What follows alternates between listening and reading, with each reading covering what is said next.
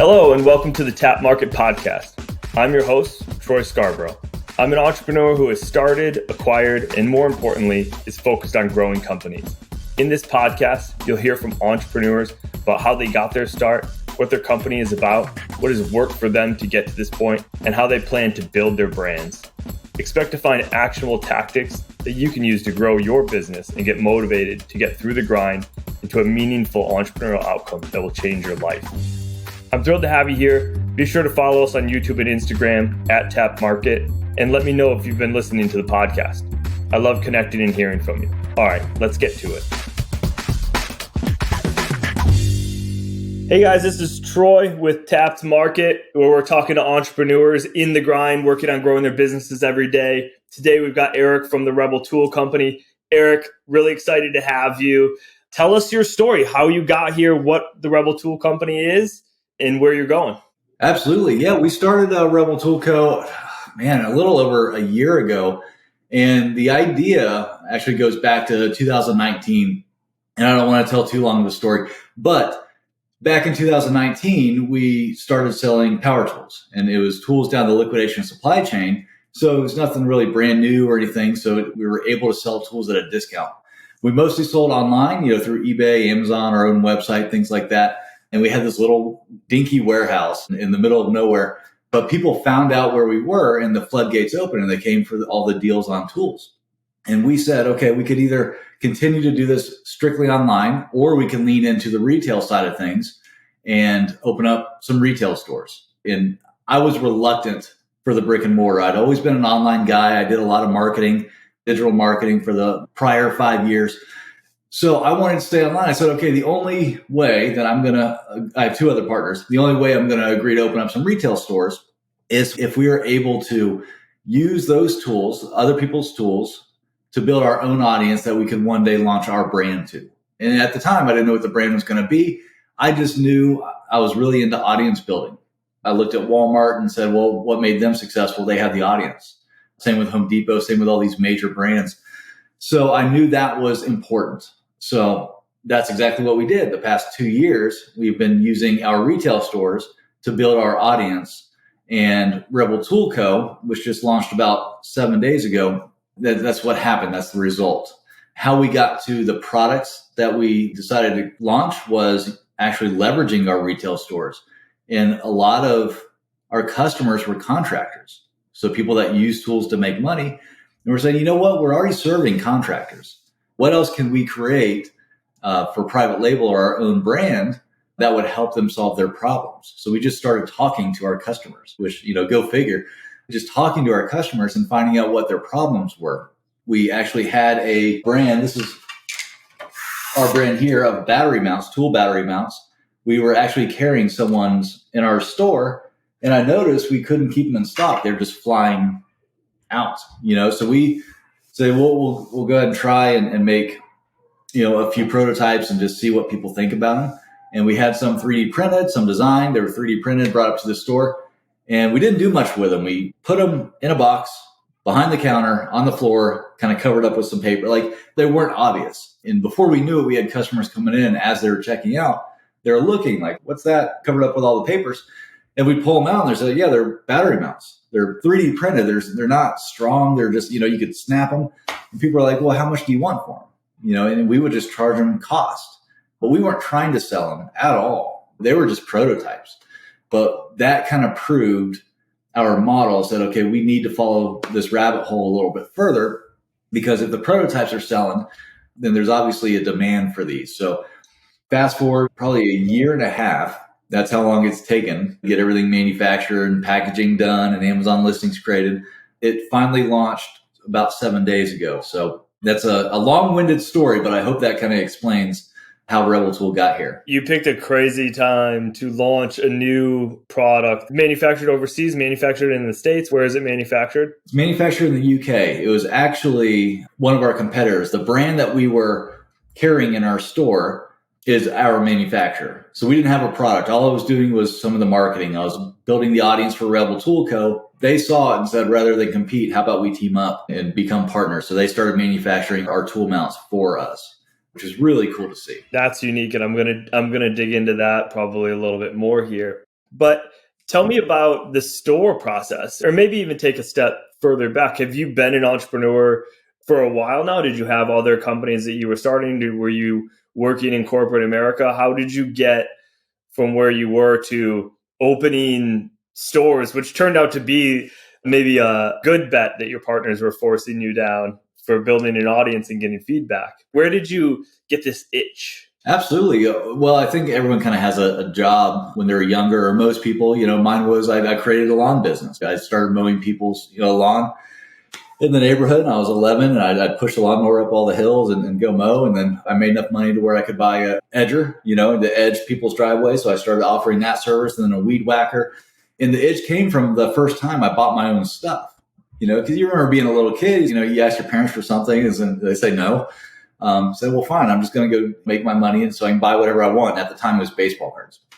So I can buy my own baseball cards. The first time I did that with money I made, it was amazing. After that, I've always been chasing that. Yeah. Because that was such a powerful feeling. Fast forward quite a ways down the road to 2013, I think I officially started a business with my still business partner. We were going to garage sales and flipping things on eBay. And we were, shopping in retail stores, doing what's called retail arbitrage, where you find things on clearance and you send them into Amazon, sell them on Amazon. And we built a team of shoppers all around the country that were doing that with us. And we decided not to do that. And we've done everything. We've done storage unit auctions. We've built cutting boards. We have done so many things. And it was so many misses, but with each miss, you learn something new. It's like a stepping stone to get to where you're really supposed to be. Yep. And I think the retail stores, Extra Mile Tools, was really where we're supposed to be. So I did quit my job in 2016. I was doing pest control at the time and went full time into the business. And it's been, like a typical entrepreneurial roller coaster. Really good times and really bad times. But it's like one of those things you can't unsee. Yeah. You see how good it is. It ruins real jobs. I know that feeling about building skills over time. I had a job in marketing myself, working on websites and SEO for large tech companies. It wasn't even physical products goods. It was more in like the IBM business partner space, talking about their IBM tools, the hardwares and the softwares of the world, but getting them more online exposure. And that was really where I'd cut my teeth. And it's funny you talk about that youth story. Very similar. While it wasn't my own job, I was kind of my own boss. I was 12 and I'd caddy. I'd run 2 loops a day, double bagging. I'd end up crashing at my friend's house nearby to be able to get back there, getting there at 7 a.m. for first loop, staying till 7 p.m. to pick up the range balls so that you would get the first loop the next day. I'd end up walking around with hundreds of dollars in my pocket in 8th grade. Mm-hmm. Like I was the king of Northern Michigan. It was where I was at the time. I was the first kid to get a cell phone in my school because I was just like, you know what? I can afford a cell phone. I was paying like $400 a month at that time for a cell phone, but I had the cash to do it. And I felt really cool. And, you look back, it's kind of stupid, but I was on the move a lot because I'd crash at a friend's house so I could get back to work the next day early. So I'd have to call my mom. I'd need a cell phone to do so. All those things. It was a hustle. I've been like that forever, as you say. Just the coolest thing. What's the name of the stores and where are the physical stores located? Yeah, they're Extra Mile Tools. We didn't think they were going to get that big when we named it. So it was kind of like, we go the extra mile. So we named it that. And they're in 2 in Georgia and 1 in technically South Carolina. It's right outside Charlotte, but Charlotte's right on the line. Okay. Fort Mill, South Carolina, Dawsonville, Georgia, and Noonan, Georgia. Is this the core way that you were engaging the audience to understand the products? People were just coming in and, as you said, other tool mounts were flying off the shelves and it seemed like low-hanging fruit. But that's the core audience engagement that you had to grow your company. It is. It was talking to the customers that come into the store and I love people. So I end up talking to everybody, and I happen to live in parts of the world where everybody talks to everybody. You stand in line at the grocery store and you leave knowing their entire life story and you love it. So when I lived in Denver and in Phoenix, you do that to people and they look at you like you're, going to murder them or something. But I'm very much at home in Dawsonville. So I got to talking to all these contractors and realized, man, they're having a huge problem just getting home in general. They're so busy that they just can't make it to dinner, or they can't make it home to tuck their kids in. And having two little girls and another baby on the way, like, family's always been such a huge deal to me. And I know I'm not the only one. I know it's a huge deal to them too. So what if there's something that we could build that would allow them to make it home in time for those important moments? Dinner, tucking the kids in, holidays, birthdays, all of that stuff. They shouldn't have to sacrifice their relationship with their family just for work. Work's important, but I feel like relationships with your family are more important. So that's kind of where the battery mounts came from, is how about we start organizing their tools and helping them organize their work trucks and their work vans? Because in my pest control days, if I hopped out at a job and I needed something, I'm not the most organized person in the world, which is funny because, creating an organizational company.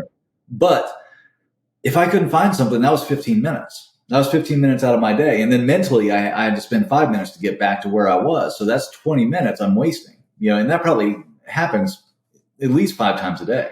So you're telling me instead of getting home at 6:30, I could get home at 5:30. Well, that's a big difference, so started thinking about it like that. And so how can we chip away at these chunks of time contractors are wasting throughout their day to hopefully make a 2-hour difference? Can we do that? We'll find out.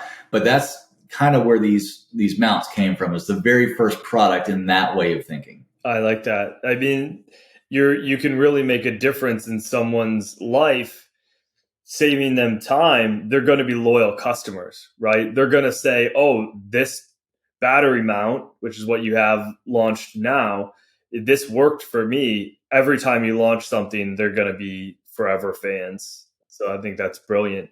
How has this gone? It sounded like it took a while to get from prototype to now listed on Amazon for sale, as an example. What were the headwinds? It's never easy, right? What were the big headwinds you ran into that you had to overcome? Well, I feel like I had it made.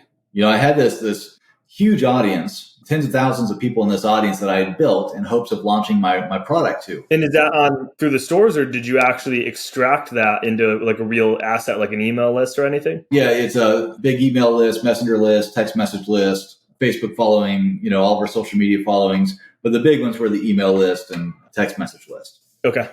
That we have at all 3 locations. That was my first priority. Is I don't know what I'm going to do with the audience, but I'm going to start building it. And now this is what we're doing with it. How did you extract that from a physical store to online? Was it like through a loyalty program or something? How did you actually get the information from somebody?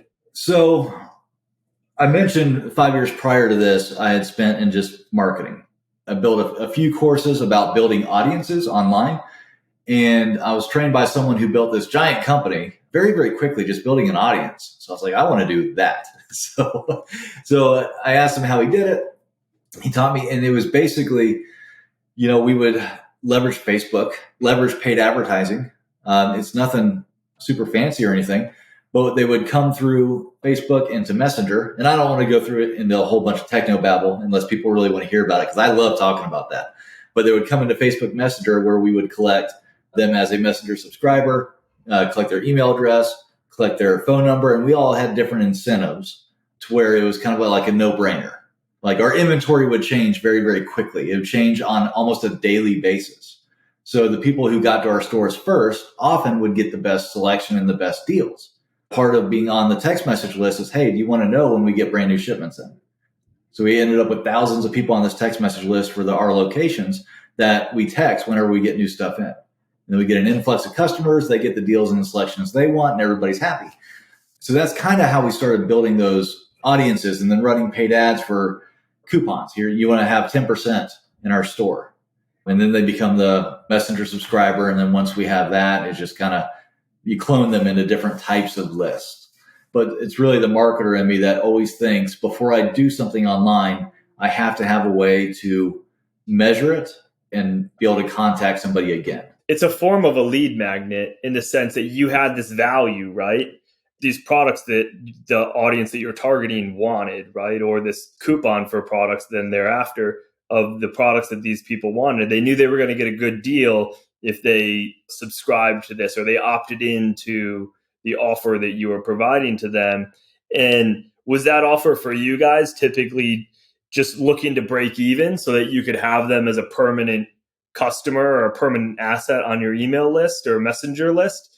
And then obviously the lifetime value of that customer would be where you'd really make the profits. Was that sort of the goal, or what was the metrics behind it that were important to you? So this is a fantastic question, and I don't get to answer this question enough. I wish more people thought like this. So that's exactly what it was. And if you ask my business partners, well, if you talk to them, don't tell them, because this is what I was doing. But it's a very scary, it's counterintuitive, right? I was even willing to lose money on that first transaction because of the lifetime value, like you said. And how I viewed this is I used to do lead generation for dentists.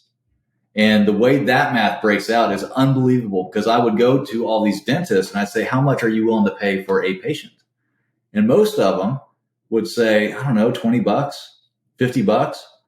And it would just blow my mind that they aren't willing to pay more, because how the math actually breaks out is, how many teeth cleanings do people generally get in a year? Well, the dentist recommends 2 teeth cleanings. What's the average dollar amount for a cleaning? Well, $400.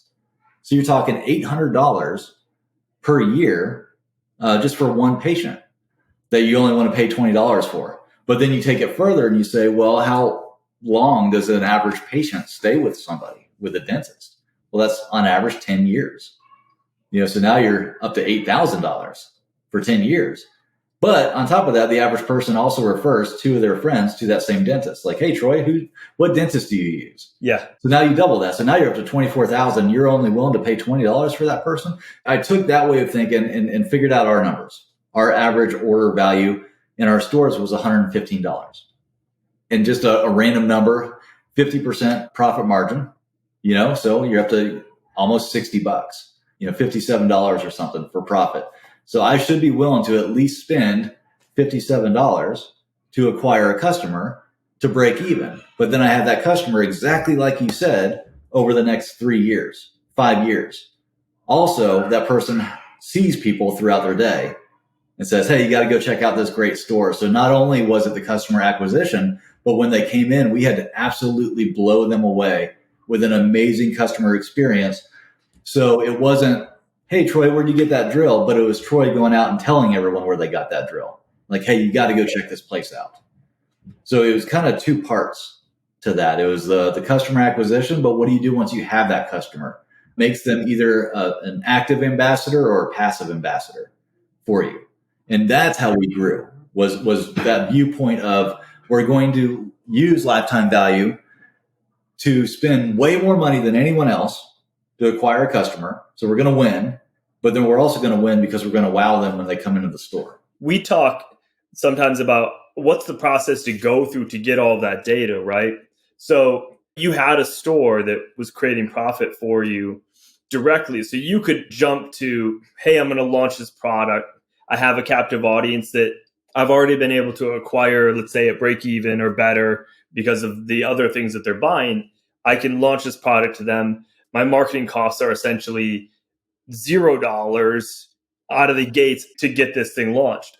If there's a brand sort of listening to this podcast, break that down and try to figure out how you can reinvent that sort of wheel for yourselves as a new company that doesn't have the platform. What you may be looking to do then is, can you create an audience similar to the stores in Eric's case that you can serve, that you can engage, that can help you decide what products to build, that will also be your first purchasers. And you may not have to spend much or any dollars to build them. If you create a Facebook group of contractors to sort of rebuild Rebel Tool Company here, if Eric didn't have the stores, could you create a Facebook group of contractors and add value to them on how to improve or be efficient throughout their day? Maybe add some funny stuff in there that contractors run into on a daily basis, gets them engaged, gets them inviting their friends in, other contractors that they know in the community. You build a 500-person Facebook group. Doesn't take that long to do. If you're really, truly adding value to that audience, you go to that audience. The audience says, hey, I'm wasting so much time finding my tools, like batteries. And then you come to the conclusion battery mounts is a good product to launch. You develop the product. You go back to that Facebook group of 500 people, and you're going to get your initial sales through that. this is sort of a completely different flywheel effect that somebody could go through if you're not like Eric having the physical stores. Then you get the baseline sales from your existing Facebook group customers, which gives you a little bit of revenue, profits, hopefully, that you can reinvest back into the company, develop product number 2 to launch to them, to the captive audience, reinvest into advertising. Another thing would be to go after other warm audiences, partnering with other companies in the space, partnering with other influencers that communicate with contractors to have them talk about your products. All of these things are ways that you can recreate this effect if you don't have physical stores, for instance. Does that make sense? Yeah, absolutely. And can I add something to that? Absolutely. Because I did play it from both sides. So we have this audience that we already built, and I realize I'm a pretty unique in that sense. Not everyone has 3 retail stores in Georgia that they're going to be building this audience from. So I did want to play it from the other direction too. And I said, well, Rebel Tool Co. needs its own audience also. So what I did, I said, well, who's my audience? And that's one of the benefits of starting with the person, not the product, is I started with the person. It's contractors. So what are contractors like? Contractors like tools. What am I making battery mounts for? Well, I'm making them for DeWalt and Milwaukee. So what if I bought or got a good, whatever drill set from my stores or bought it from Home Depot, it doesn't matter. And I ran a giveaway online. And that's exactly what I did. So I had 0 audience and I ran this giveaway and ended up with 1,500 email subscribers. And that's actually who I launched my battery mounts to first. So my first few sales came from that audience. And my next step is, this is where we have such an advantage when we view this as we're solving a problem for a person versus just creating a cool product and hope someone buys it. So I think, what do my contractors want? Well, they want to be home in time for dinner. So I have another buddy in Idaho who strictly works with contractors, and it's make twice as much by working half the time. And he teaches people how to do that. It's a big 2-day event. It's very intensive. It's awesome.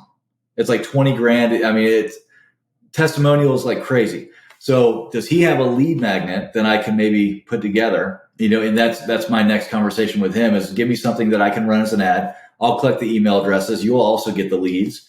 I'll promote you to this audience, but you team up with somebody else who solves a problem in a different way for your person. That I foresee going really well too. So there's 2 other ways for somebody that doesn't have an audience to begin to just build one. I love that. That guy's going to have a little section in his coaching of contractors about products that can improve your timeliness during the day. And it's about being organized. And Rebel Tools is going to be on that. I mean, that warm, captive audience, every single one of them is going to be like, oh, these are relatively inexpensive. And I can see the value in this guy's telling me to get these to organize my life. I mean, the conversion rate's going to be through the roof. And on top of that, it's going to be like the best testimonials for you too. If he's getting great testimonials himself, you can just imagine that when they buy your stuff, they're going to give you great testimonials because it's just natural, through association, going to get something similar. Yeah, and we're both building our email list. Yeah. It's a win-win-win for everybody. That's co-marketing. That's tapped market. Mm-hmm. That's exactly why we exist. We want more brands like the 2 of you finding each other, working with each other, leveraging each other's warm audiences to get exposure, to really juice the flywheel, to get further faster. So I appreciate you laying into that a little more and explaining it for the audience. Oh, it's my favorite topic. I love that you brought it up. You just launched on Amazon. Are you selling on your website? Where can people find you today? People can go to rebeltoolco.com, and that's a landing page where you get to select Milwaukee or DeWalt, just depending on what tool brand you use. And then that will take you to Amazon. So we did want to launch on Amazon first. I'm very familiar with Amazon. That's kind of where we cut our teeth. So we're launching there first. But the key will be building our own audience before we send them off to Amazon, because they say Amazon's customer after they buy, not ours. Right. There's a lot of advantages there. You can leverage Amazon for FBA fulfillment to save you the time and energy. They have captive audiences directly as well, with the right momentum in reviews and sales and pay-per-click and driving organic traffic, you can capture a lot of audience buyers there. There's Amazon business side too, where you can set up different promotions for business buyers, which you're seeing more and more activity on. But there's also a lot of incentives for off Amazon lists and companies to drive traffic to Amazon right now. Their attribution program for us at Forest and Herald, if we drive somebody to buy our wallet at Amazon, we typically would pay a 15% commission to Amazon for every single sale that we get there, whether they've been a long-standing multiple buyer from us or not. Now, if we capture their email address, which we set up a process for a post-purchase review, insert in our boxes for people to come and get a discount or get a giveaway or get something else, get registered for our warranty program. If we capture that email address through that post-purchase process, we can send them back to Amazon, and Amazon will discount that 15% fee by 10%. So we only pay 5%, which is still pretty good. And right now, we're trying to grow that opportunity there with Amazon because we've been historically mostly on our Shopify store. We're trying to grow that through the attribution program because the organic uplift through driving outside traffic through attribution is giving you sort of this seemingly multiplier effect on your organic traffic as well. And so a lot of brands I'm talking to now, since the iOS 14 update, have decided to really layer into Amazon because it's been more profitable for them. It's been easier for them, at least to grow to a certain level. You know, maybe it's their first $1 million a year or whatever it may be, because it's just easier to focus on one platform instead of trying to manage all of the platforms when you don't have a whole lot of resources. Love that. It's a great launch pad. Absolutely. You're going to get a great test market there. And there's a ton of eyeballs going through that platform all the time to help support you. Oh, I use it like a search engine. Yeah. Before even typing something I want in Google, I just go straight to Amazon. Absolutely. And you can leverage it as a research tool as well. As a business owner, you can download Helium 10 and start to look at other players in your space. Even if you have a completely unique product, which it seems to be fewer and further between, but something relatively associated to your space, you can understand the volumes with which they're selling, the price points and how they change, and all these other aspects. There's definitely a lot of insight and tools that you can use there. So where are you going next? What's the next plan? So what I'm looking for now is I do want to, like you said, drive my outside traffic to Amazon and increase that Amazon presence. But also I want to find a couple influencers, to potentially partner up with to more so drive the brand's growth and kind of come on board with some of this stuff. So increase Amazon presence and also potential partnerships with influencers in the space.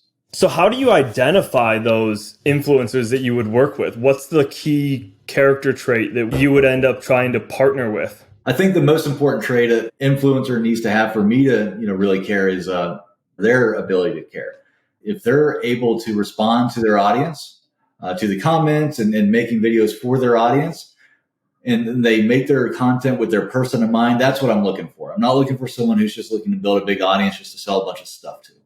So I think the biggest part is, are they making their content to make their audience's lives better?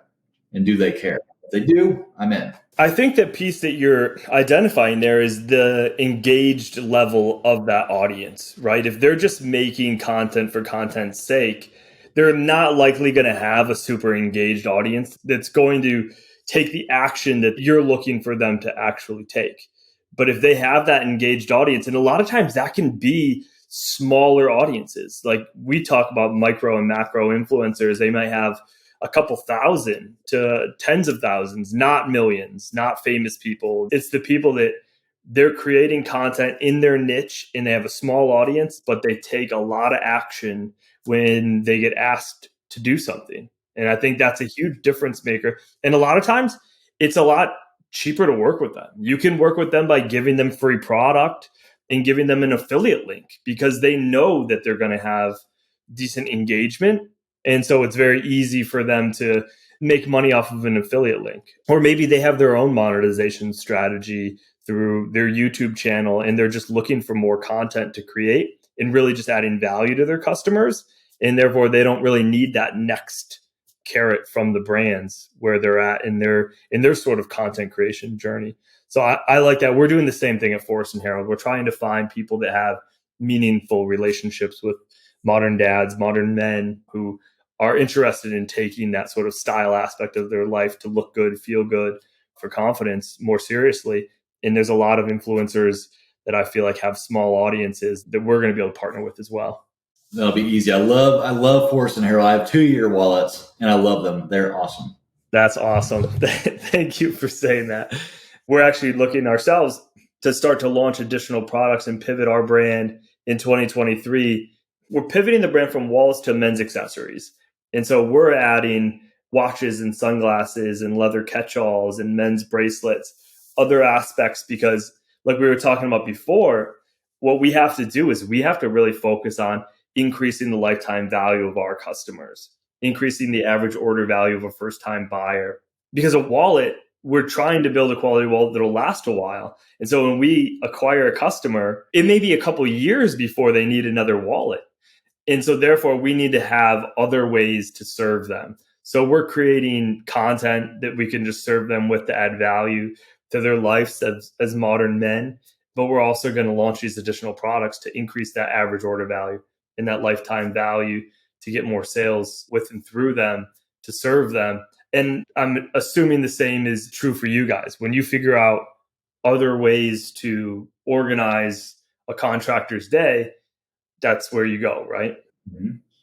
Absolutely. Yep. Doesn't matter how, and you may not see it yet, but as long as you keep who you're serving in mind and what problem you're trying to solve, it becomes very clear. Yep. If you were to ask this audience to do one thing to help support your journey and what you guys are doing, what's the best next step for people? Do you have a lead magnet launching for contractors? Do you have a Facebook page? Is it going in if they need organization for a DeWalt or a Milwaukee battery set?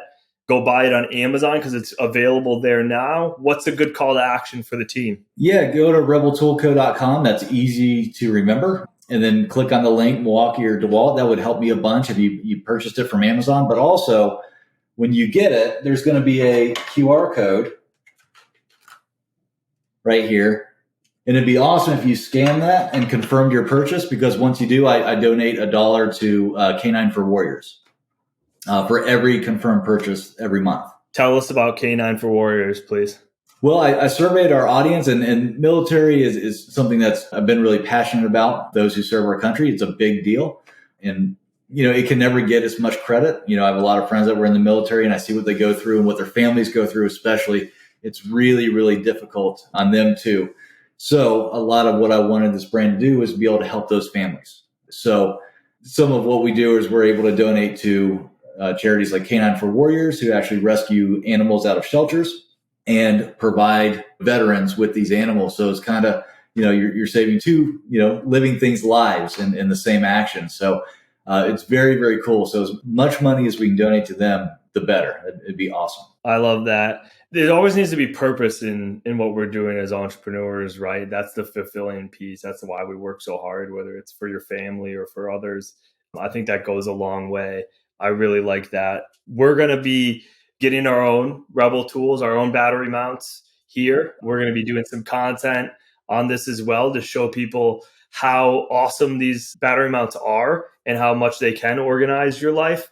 So everybody can check that out on our YouTube and social channels at Tapped Market as well. And we'll try to get this out to our modern dads who similarly probably have organizational problems in addition to contractors. I'll never forget the story I'll leave you with.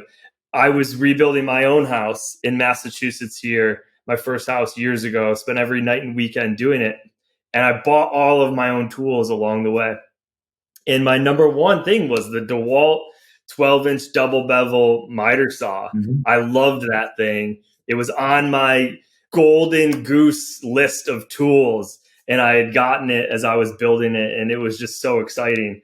And men love tools. Let's be honest. Like, they're so great. Yeah. Eric, I appreciate your time. I appreciate you coming on the Tapped Market podcast.